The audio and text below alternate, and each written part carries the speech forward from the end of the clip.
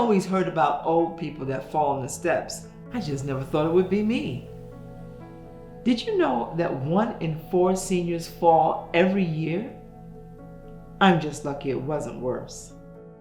When I was in the hospital, I was so scared about going home. How could I make sure I wouldn't fall again? Would I have to move?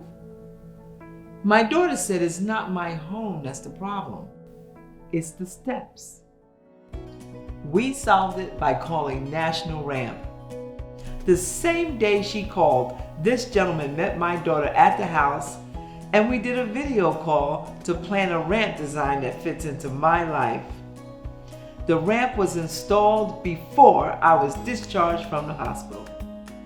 My National Ramp does more than just get me in and out of my home. It has given me my freedom again. Freedom to keep living my life, and freedom to live without fear of another fall. Thank you, National Ramp, for giving me my freedom back.